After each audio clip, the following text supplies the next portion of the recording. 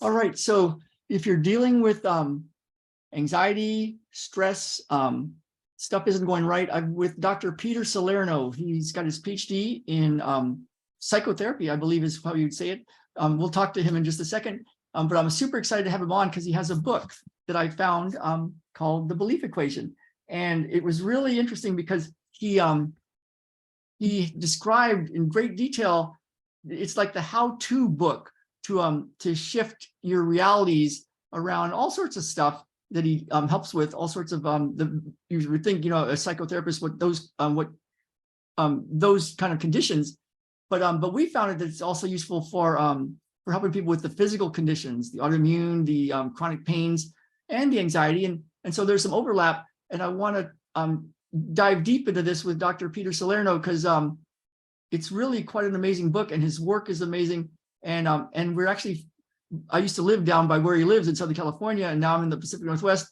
So here we go. So Dr. Salerno, thank you for joining us. It's been quite a process to get you on. Yes, thank you for having me. I'm really excited. Cool. Can you just, I didn't give a big introduction of who you are, but can you just tell everybody just a little bit about like, what you do, your work, who you help, that sort of thing? Sure. So I'm licensed as a psychotherapist, and I have a private practice where I deal with, kind of traditional psychotherapy. And then I also do a lot of personal development work because I found they go hand in hand. Two different models that kind of really brilliantly intersect, actually. So I educated myself separately when it comes to personal development, self-improvement, self-help, healing, and psychotherapy. The models are have always sort of been like advertised as different foreign territories. They're not. They actually blend very well together. And so what I felt was kind of missing in some aspects of my academic education and experience, I found and sort of filled in the gaps with self-improvement, self-help, healing, and all these things that, like you said in your introduction, not only contribute to mental health, but contribute to physical health and healing. So it's been pretty exciting. And I tried to write a book to sort of kind of bridge the gap between those two worlds of, Oh, if that really makes sense. cool. Yeah, I found you from our mutual friend, Katie McIntyre, who helps us in our daily healing group. She's as you know, an amazing business coach. Mm-hmm. And she found you because of her work to help veterans. And she comes from a line of first responders, and you have some books on the stress about firefighters and police and that sort of thing. And so that's how we found you. And then she found this book. And she said, Ralph, you got to look at this book. And I was like, oh my God, it's like it's like this, here's the framework, just step by step, here's what you do. And so yeah, that's how I found you. And so we can talk about those books too, because you've got that aspect of this whole thing, like using it for first responder kind of people. Yeah. So I specialize in treating trauma in my private practice, and I do a large, I would say almost half my work is with the first responder population. Wow. So dealing with work-related trauma, essentially stress and energy trapped in their nervous system because of all of the exposure to critical incidents over time, just starts to kind of erode their physical and mental health. And so I work a lot with helping them basically recalibrate and reset their nervous system, and take the on switch and put it in the off position so that they can relax and feel at peace and at rest when they're off duty, and even when they're on duty, so they're not so hypervigilant. They're just a little bit more cautious and grounded, because that work takes, I come from a firefighter family, and so I noticed the subtle and overt changes in my family members over years of doing that type of work. It can wreak havoc on the nervous system and every other system, actually. So Well, that's really cool. Yeah. I mean, I know a firefighter here in Bellingham, Washington, and we see them going to Whole Foods. They take their big trucks to the Whole Foods and they shop or get their stuff and get coffee. And it looks like such a kickback life. Like, look at these guys, they just get to hang out and they grow up, make food, and they polish their truck. And every once in a while they go do something, but it's not so kickback. No, that's the cool, I think, glamorous aspect of it. But what they're exposed to is just impossible. It's impossible that it doesn't impact them, Yeah. you know? Yeah, they see a lot of stuff that we see on the news or on TV shows, and they get to actually experience it with real people. Mhm. And so yeah, so that's really cool that you help those guys too. How did you get into this whole personal development part of it? Like, you were trained as a psychotherapist, and so you have lots of skills like that, but it seems like you don't practice exactly like those versions of stuff. How did you get into the personal development side of things? Yeah, good question. So again, my whole academic background is psychology, like evidence-based models of psychology, psychotherapy, nothing to do with personal development. And it was interesting. A few years back, I experienced a personal loss, and what I noticed is the tools that I learned in my professional career weren't actually helping me as much as I needed them to. Mm, And so I kind of went on a personal search for like sort of an adjunct or supplemental thing that could help me get through what I was going through. And then I started thinking, well, I wonder if a lot of therapy clients are experiencing this too. Um, because the loss was so profound to me. And what I mean by profound is um, I didn't physically or emotionally prepare for what it was going to do to me physiologically, like my nervous system, how it was going to, the side effects and the symptoms that were going to develop as a result of the shock. wow. And yeah, and so my tools were not like working as well as I needed them to. And so I started kind of venturing out and looking for um I wouldn't say alternatives, but additions to that. And I stumbled across this whole world of self-help, personal development, where the model is trying to um, change how you think and believe, like permanently, uh, and Yeah. see how that affects your body and your perception and your world and your reality. Um, and so the perspective is definitely coming more from like a positive aspect than sort of like, I have this illness, I have this disease, Yeah. and I need it cured. It's more like I have everything already within me to be who I need or want to be. I just need to figure out how to kind of think and believe things differently, and in turn that allows you to feel things differently. And I just sort of started testing these theories out on myself, and did a lot of reading. I've always been a pretty voracious reader.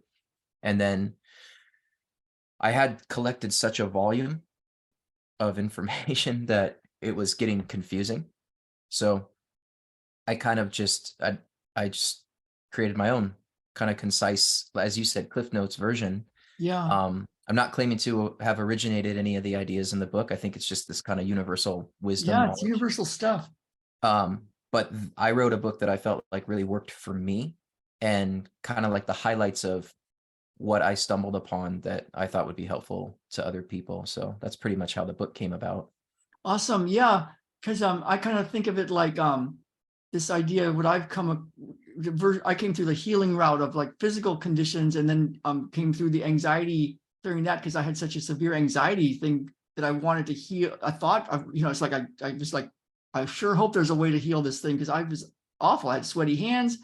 It impacted me at every level. Like, yet I still built a physical therapy practice in San Diego, but I was full of such anxiety, and but I was a physical therapist and found the physical therapy techniques not that useful for even physical stuff, and then went to more of the osteopathic and chiropractic, and then the spiritual healers, and then it just went totally down a different road.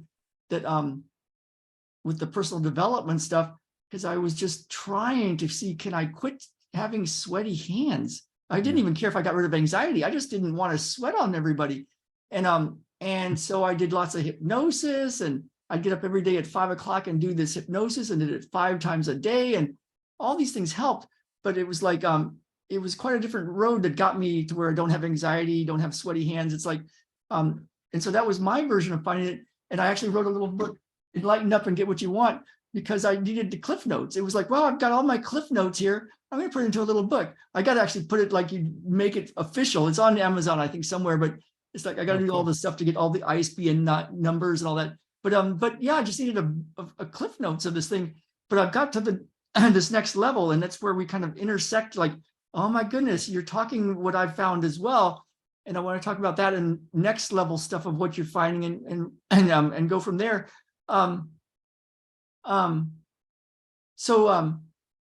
Yeah, but what I was starting to say was, this whole idea, like, I imagine the psychotherapy world is a lot like the physical therapy or the medical model world for chronic illnesses and conditions and pains, is that it's like, it's not healthcare, it's medical care or psychotherapy care. It's like sick care. It's like let's find something and put this in the label, and then start to, like, go down this road of it's like sick care, like to go down those roads looking for health. It's like sometimes you need those sometimes you need to go to the ER because you break a bone, or sometimes you need to go to a psychotherapist, I'm sure, for something significant.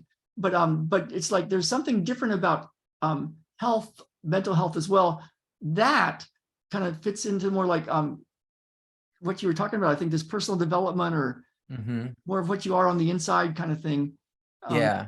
Well, I think those medical models, one of the reasons why they're so, I guess, sterile and clinical and sickness based is, I think a lot of it is for insurance purposes and documentation purposes. So Yeah.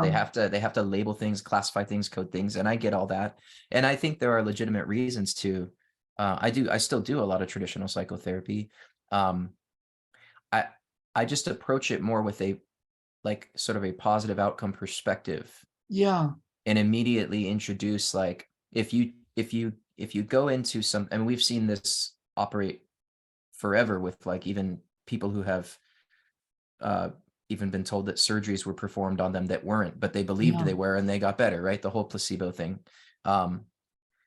If you approach your wellness journey, like, from the beginning with, like, I'm going to get better, and you believe this truly, it absolutely enhances the quality of not only the process, but the outcome. It does.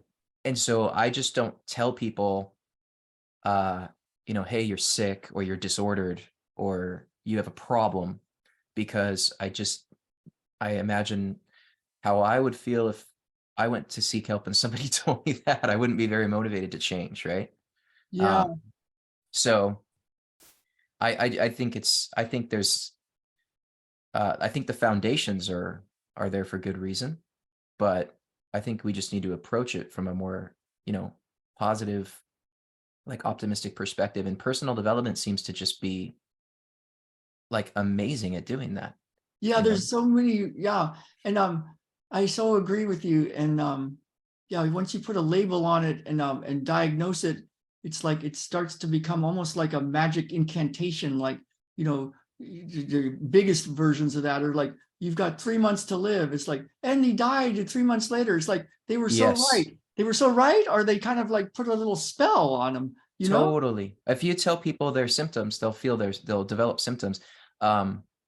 Kids that I work with, or adults that I work with who are diagnosed with ADHD as kids, will use ADHD as the reason why they didn't excel academically, or they couldn't keep a job. And then I'll ask them, were you ever formally diagnosed with this? Well, my teacher told me in elementary school because I didn't sit down for 8 hours that I have ADHD. Yeah. Yeah. It's Wow. like, So there's severe consequences to being labeled and believing it, because you will start to look for the evidence to support the label. yeah. So you're going down this road of personal development, and we don't have to talk about what happened. It sounds like it was really, really, really tough, but a lot of loss, and then you started to find this way out and shift things. As you were going down this road of personal development as a psychotherapist, and you've got clients, and you're doing this on yourself, how did it go? Was it just like smooth sailing, or did you hit some sort of wall, or did some other obstacles show up? Anything that happened along the way that kind of like, how was it that journey? Yeah, it was kind of an interesting transition, because my whole perspective of how reality works shifted. And so I had to start sharing that with, personally and professionally. I had to start sharing that in order to, be present, be authentic. And it wasn't a smooth ride, because, and I even mentioned this in the book, we have beliefs that are set up for us before we can even speak, right? Pre-verbal beliefs about the world, about people, about the environment, what's safe, what's unsafe, what's good, what's bad, what's right, what's wrong. And I had to, I don't really think you can necessarily completely eliminate those, but I think you can overpower them with a better option. And I had to go through that process of starting believing in the things that I was going to, I guess, preach or teach or work with. And that was very uncomfortable, because, you associate what you believe with who you are oftentimes. And so I felt like there was a lot of betrayal, personal betrayal of things that I held on to for decades, about what I believe about almost everything in my life. The reason I'm laughing is like, I could so relate. That's what happened to me. Mm-hmm. Yeah. Wow. And so it was an internal thing that happened of like this like the psychotherapy route, this other route that you were starting to go, you were testing it on yourself. You had to start telling your clients about this, and because you had to be authentic, and so you're going down this road of shifting some stuff on how you do things. And so let's get into that, some of the book of what you the thoughts, emotions, beliefs, because it's like there's like stuff that happens. We know, even in the womb, the baby starts to develop different parts of the brain and body depending on if the mom's stressed out or in a happy place. Even shooting blood differently. Like if you're in a stressed out womb, then mom's stressed out, your muscles get stronger. The blood goes to your muscles. And if you're in a peaceful, calm place, it goes more to the brain parts and the parasympathetic to like build. And so even there, you're starting to get some things that come in because of your mom's beliefs and reactions to stuff.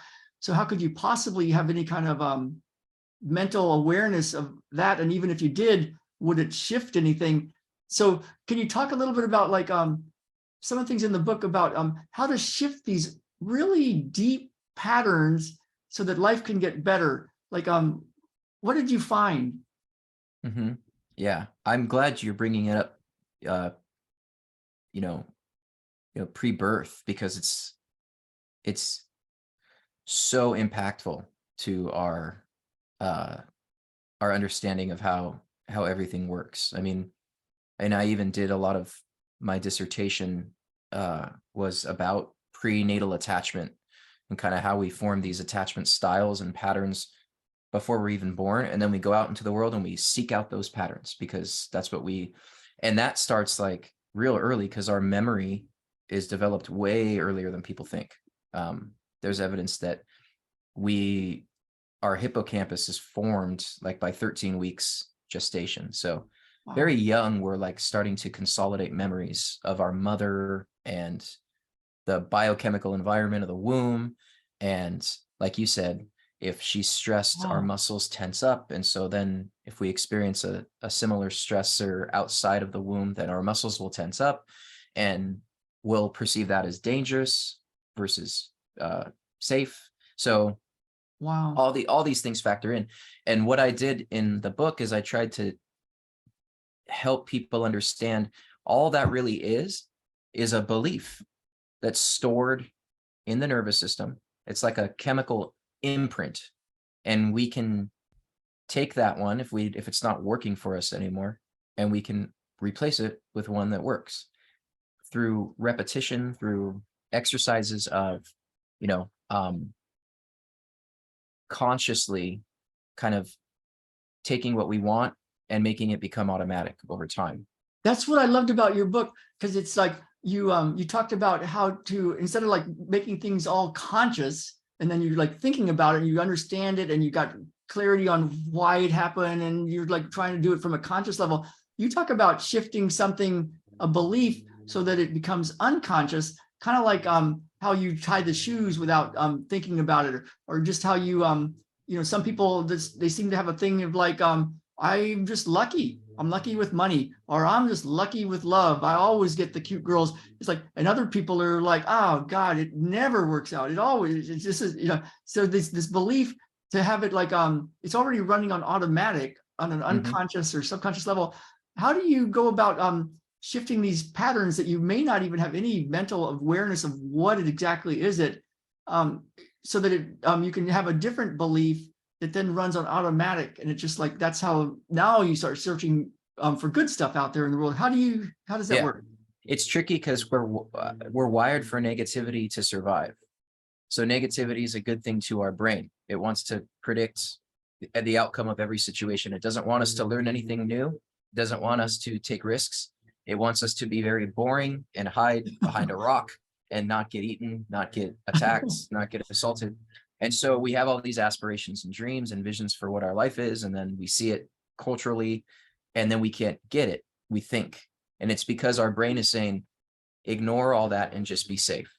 And so what I'm saying is, in the book, why don't we start installing beliefs that work for us, that challenge that, and then make them operate automatically the way the negativity operates automatically. And the way to do that is, there's lots of ways to do it, but one way that really works is repeating something new until it becomes automatic. And examples of this are, like you said, no one knows how to tie their shoes until they fail a million times, and then they all of a sudden one day they just start tying their shoes, and then they can dissociate from the experience of it and just let their body do the work. Same with driving a car, same with speaking. I'm not reminding myself what words I want to say right now. They're just coming out because I've learned the language, right? These were all processes that took repetitive practice. And then they transitioned from a conscious effort into an unconscious process. And most people, I think, live their lives having stopped at the unconscious processes that are negative. Yeah. And so now this is like an opportunity to say, well, it's never too late to start installing new beliefs, new perspectives about how you want the world to be versus how you think it is. And so what was your like your big epiphany around this? Because you have in the book T plus E equals B. How what's the way that you found, I'm going to say so far, because I'm sure you're evolving even to new levels of faster, better, easier sort of transformations. What was the what's the plan you found to do this, to like shift this thing and then turn it into an unconscious thing that does good stuff? Yeah, great question. So the T plus E equals B is the belief equation. Yeah, there it is. Which is thoughts plus emotions equal beliefs. And so there are a lot of theories out there that tell you to think positive. And there's a lot of people who will recite positive affirmations, or they'll journal positively and nothing changes. And then there's a lot of people who just use sensory experiences to try to feel better, but they still think pessimistically. And so what I learned is you can't think your way out of something or feel your way out of something. You have to create an alignment between your thoughts, and you have to feel that those thoughts are actually true, and you have to link those two in order to create a belief. And if you do it enough times, then you're going to kind of install a belief which is when I say the word belief, I just mean like, I'm not talking about anything religious or anything Yeah. like that. I'm talking about a habit of mind that just functions on its own without consulting us in the process. That's like a belief, you know? Yeah. So there just always seems to be this gap between thinking and feeling. And when I started to essentially get what I wanted, it was when my thoughts were 100% in alignment with what I was feeling. Meaning my physiological experience of events, which is an emotion, is a physical experience. It's not up here. Yeah. An emotion is a physiological response to an event, to life. And then a thought is, you know, cells activate and send a chemical message and spark off in your brain. Those two things need to be aligned. It's the same old, again, I'm not saying anything new. It's the Yeah. same old mind-body connection that's been preached about for thousands of years. But you've got a simple way to do it.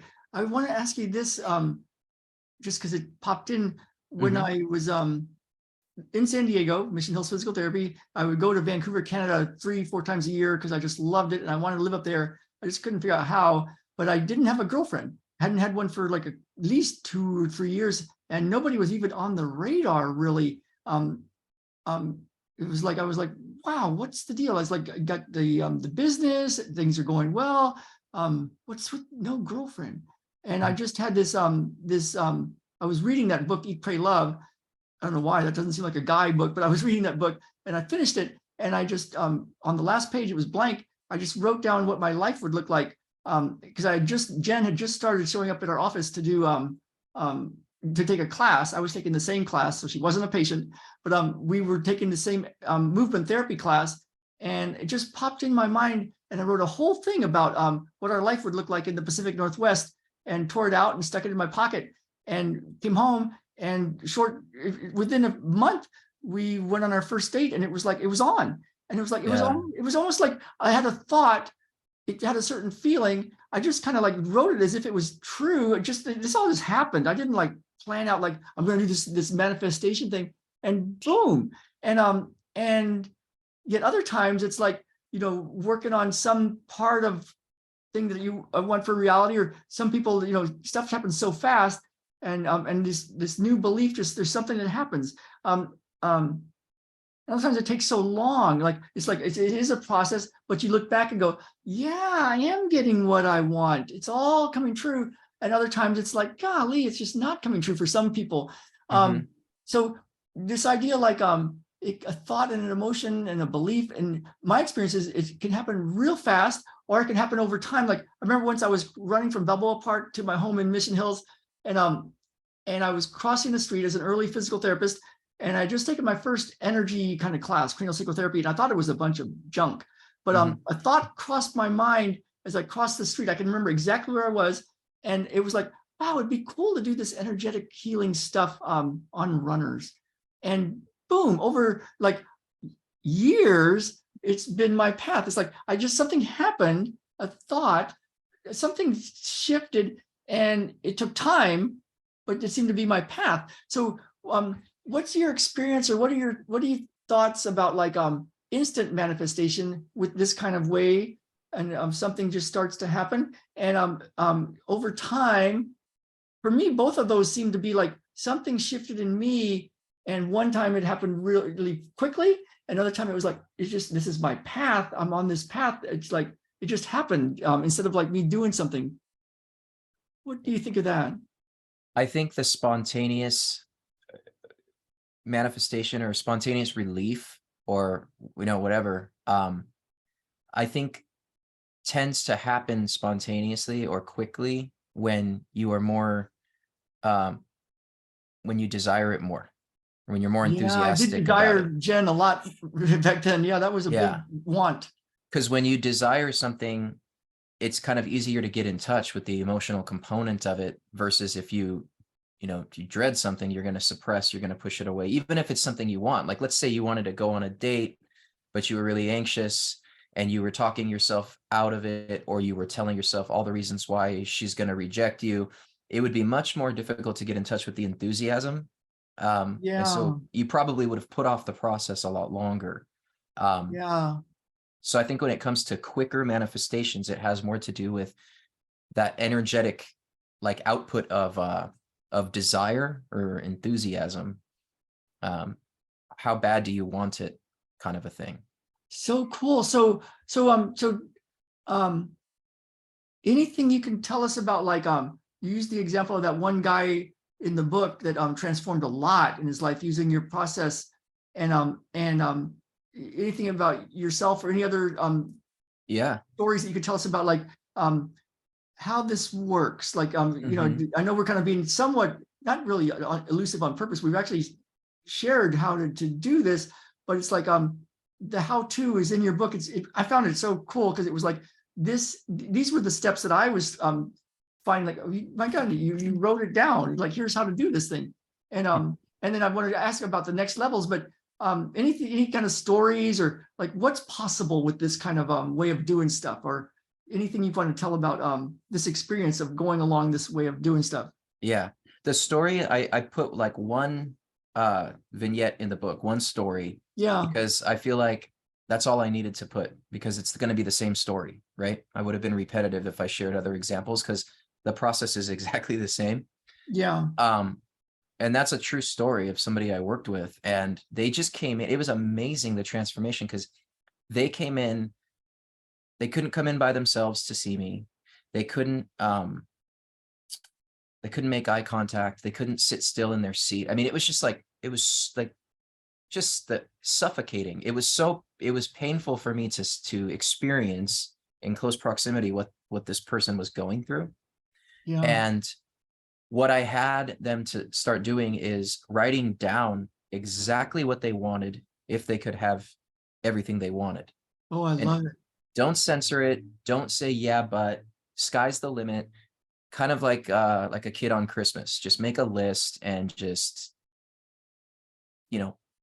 mail it, essentially, right? And so there was a lot of struggle even to the original lists that would come in where I don't want this, I don't want this, I don't like this, I don't want this. And I had to, correct. No, I don't want to know what you don't want. I already know what you don't want. What do you want? The problem is most people never get that question asked past like age 5.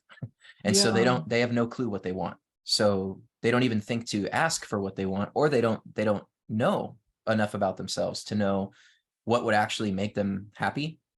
So the wants list is crucial because there's a lot of resistance to it in the beginning, because you're just not used to just thinking it's okay to, most people that I've given that assignment to will say, isn't that selfish?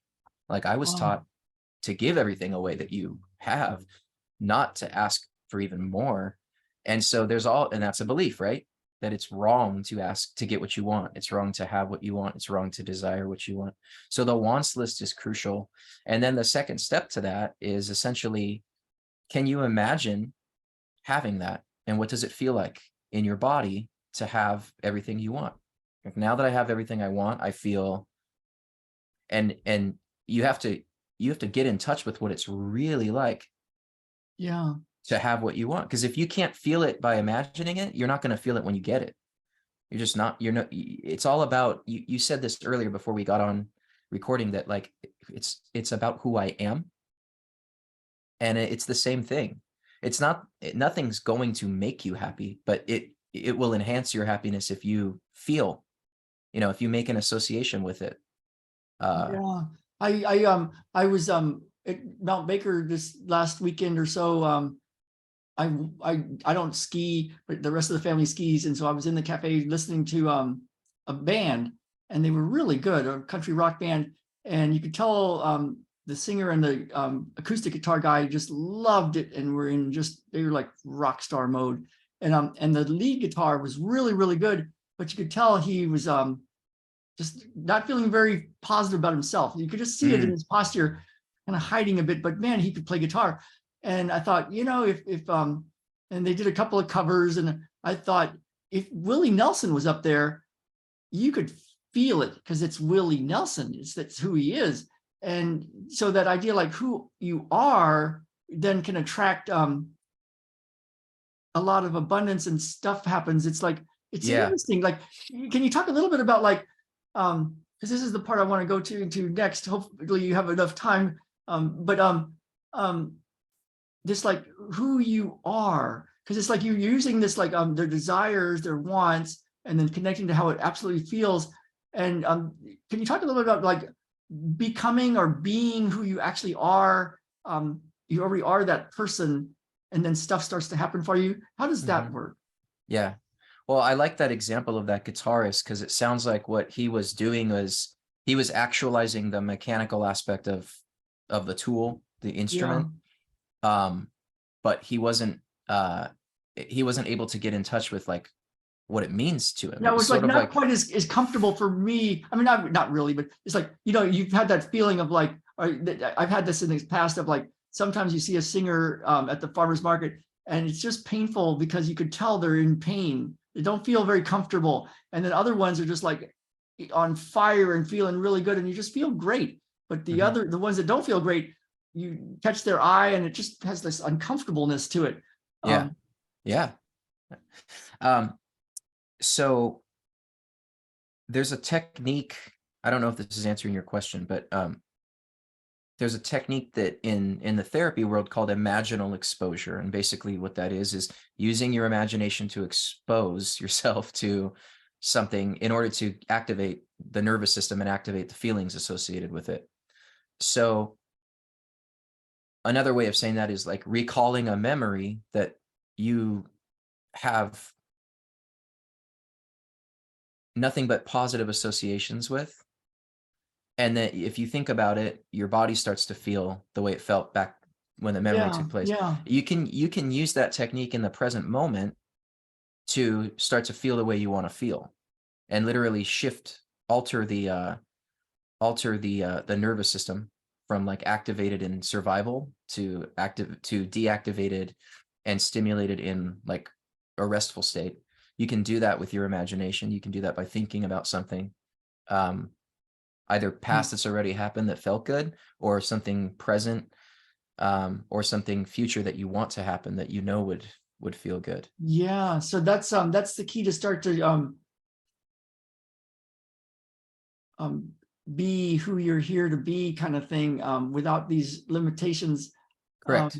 Kind of like Miles Davis, Miles Davis was Miles Davis. It's like he's not like yeah.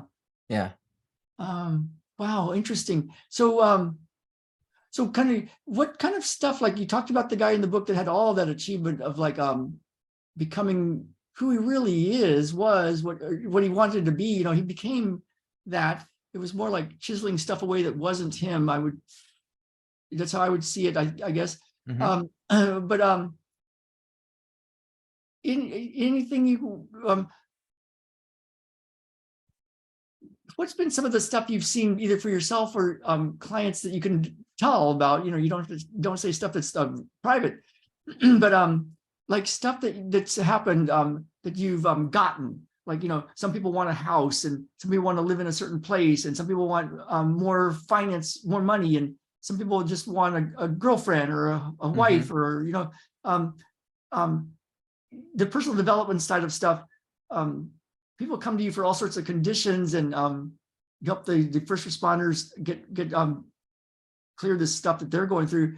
What about the achievements, like to get to do what you want to do and to be what you want to be in the world, and because you used it for personal development, you were saying, kind of talk about the achievement side of things like that. I think achievement is more mindset than psychotherapy. So there's not going to be, I mean, there's probably there can be some resistance to success. There can be some self-sabotaging, mechanisms. There can be some sort of secondary gain. I've got a question for you, because that's what I found too, is when somebody does this desired list, and here's what I want, and then they imagine it and they feel it to the best that they can. And I know I asked that question, like, how does it feel? And they're like, oh, it feels great. But is there any party that doesn't feel great? It can have like a pain in the chest or a pain in the gut. It's like, you just thought about everything you want and how great it would feel, but there's something weird going on in you right now. My assumption would be, then that's not really what they want. Or there's something getting in the way of allowing them to just accept that that's what they want. Maybe there's guilt, maybe there's Yeah. a feeling of not being worthy of it or deserving of it. But there's definitely something. But I think a lot of people don't really truly know what they want. So I get lots of Wow. lists of the typical things that people think they want, like Yeah. houses, cars, watches, um, you know, girlfriends, All the boyfriends, ornaments, all the ornaments. Yeah. just things that we've been advertised as like would make us happy. And then, but that's kind of where it stops. I mean, well, can you imagine yourself in that house? Like what would it feel like to walk out, and see that view? And they're just kind of like stuck on it. Well, so then I would ask, well, where'd you even get that idea? Well, Oh, yeah. there's reality TV shows about how happy people are when they're living here versus here. Okay, that's not your you Ah, didn't that's not yeah. your mind and body originating what I've makes you got an happy. idea. So what would you say to this kind of thing? I can talk about my own past. Like, I grew up in West Texas. It's like there are no trees. It like goes to the end of the earth. I just got a picture now because my sister and I we're looking to sell this land that was passed down. So if anybody Mm, wants to live in Del Rio, Texas, message me. It's 1.8 acres. It's by Lake Emistad. But I remember going out there. I drive my motorcycle out there, and we had a guard dog out there for who knows why. But our mailbox was out there, and I got a track and field news, and there was the image was the Pacific Northwest and these runners running in really amazing trees, and I thought I'm going to live there someday. And then as I went through what happened in my past was interesting, but what I've noticed over the years of San Diego and then out here in the Pacific Northwest, and the theme of what I want has never changed. It's like the versions of it are shifting, but it's like a certain kind of home and a certain family and a certain way of life. And it's like, oh my God, I've had this dream since I was for sure high school. And it's almost like this, like you got to do this thing. And so when somebody says what they want, does it ever turn, do you like, is there some sort of like, oh, this is the core of what you want? Because it's like I can feel the core of it, like the home, the family. I've always been like into healing things. It's like for some, the Pacific Northwest, it's like, oh my God, it's like I've been on this trajectory. mhm. What about you when you think of like you ask people what do they want? What about this like destiny thing, or what they're here to do, or who they're here to be, or I don't know if that's a question, but like it's I like that. I think that's happening in the background all the time, whether we choose to be aware of it or not. So I think we can contribute to that, but I think there is sort of a trajectory. I think there is um like a path that we're on that's maybe kind of Yeah. unconscious or behind the scenes that's sort of we're gonna get there no matter what we do, sort of like, but Yeah, I it's think I kind of think like the achievement, but then it's like the transformation. Like, and I don't know if you can share any stories about yourself or other people, but like there's the stuff they want, and it can go pretty deep. But there's something that's like more primary, maybe, or the transformation. Like, can you talk about like as they go through this process, the belief equation, and they shift these beliefs, and it becomes more and more of their stuff that they want is like a conscious, it's unconscious, and it just happens. Can you talk about the transformations that happen, or what you've seen, or like that guy in the book, he wanted certain things, but he got something very deep that was a transformation.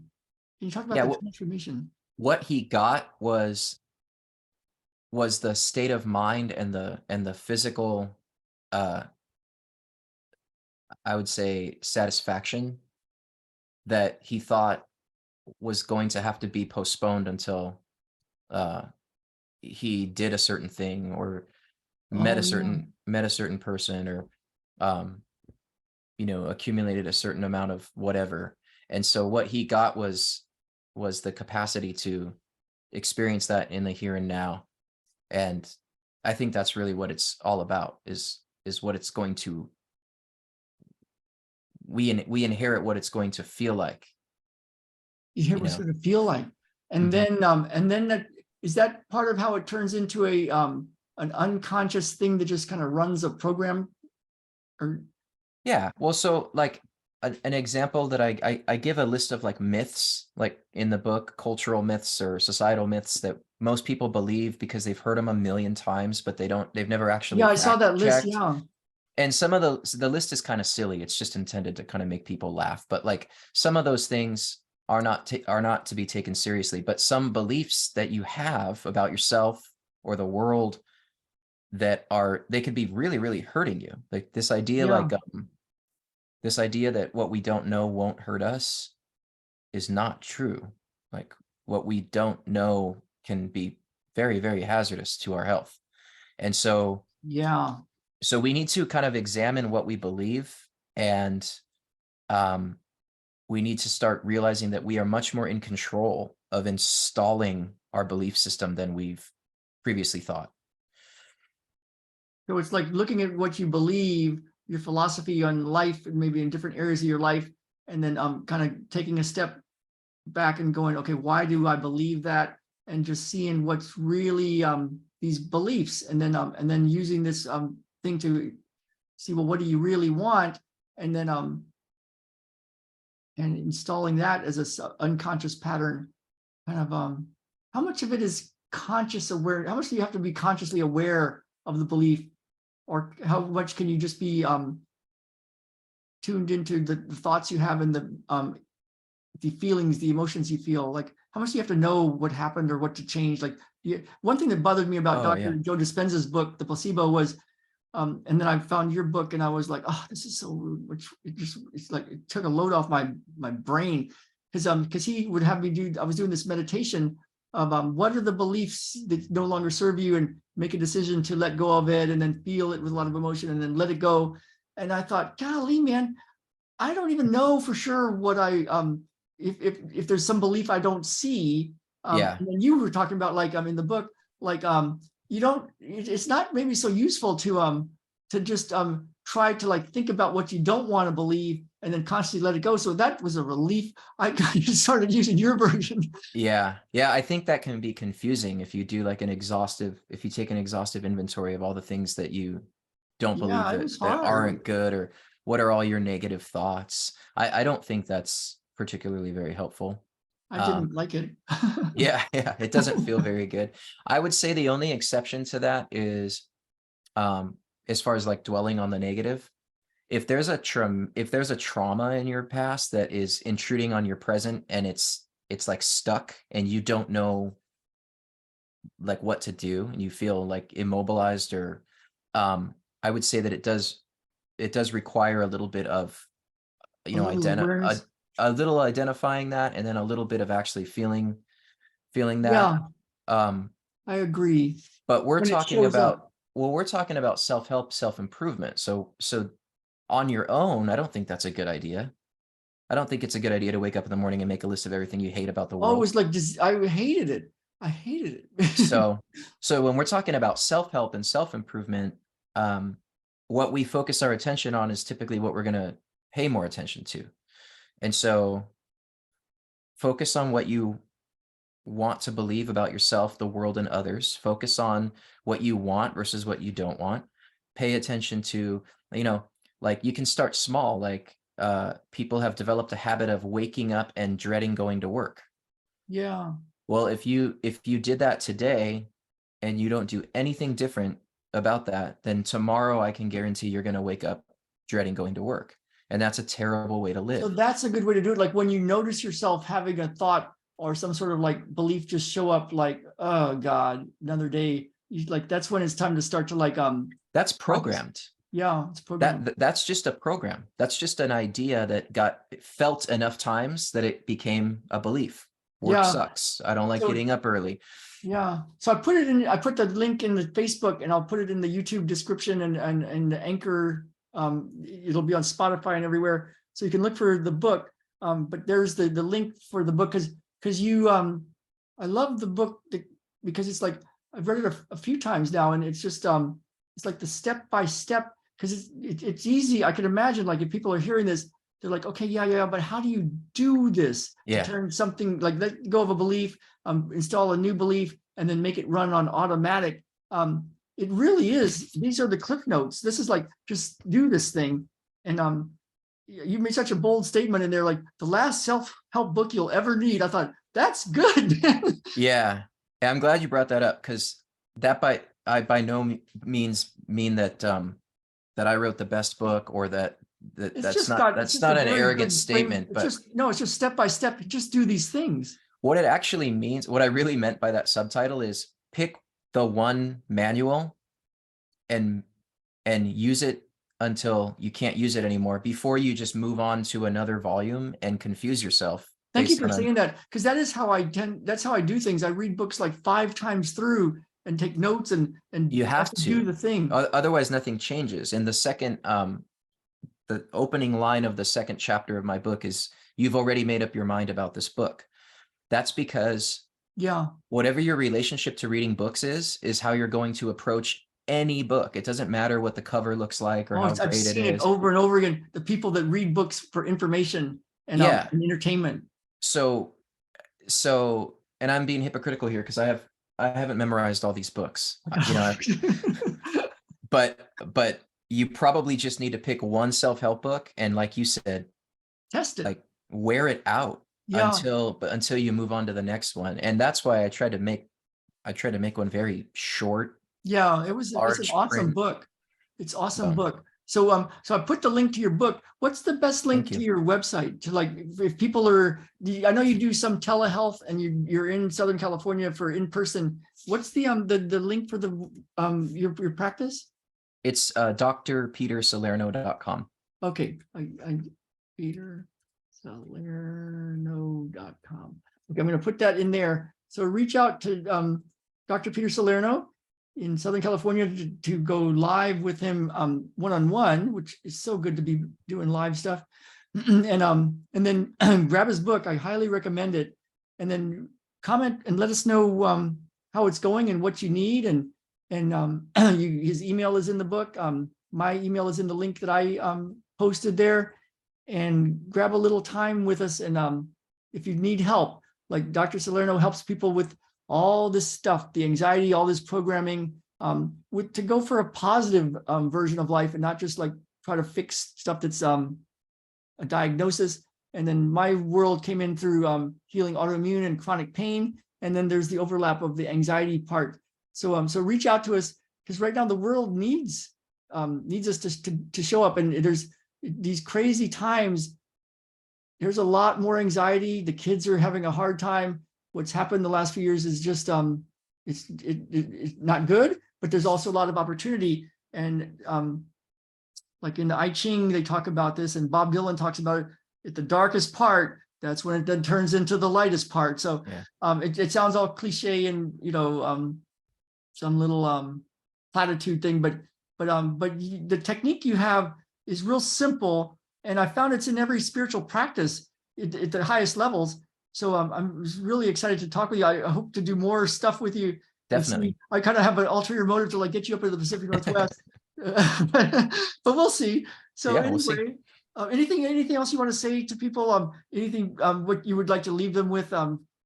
Give them some hope, or what? Anything to say? The last little bits.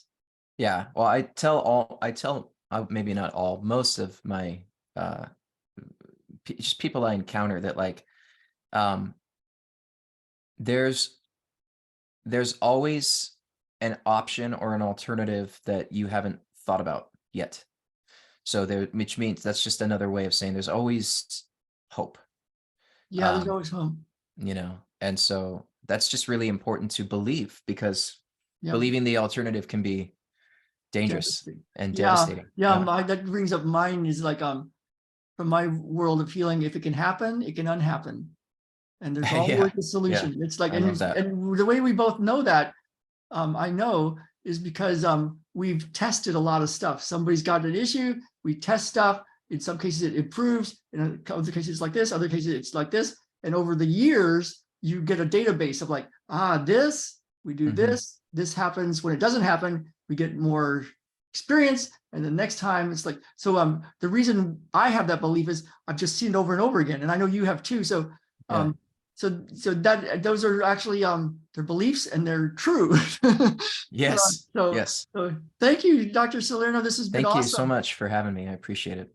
Yeah, I hope to do more. I'll click Definitely. us off of the Facebook and the recording, and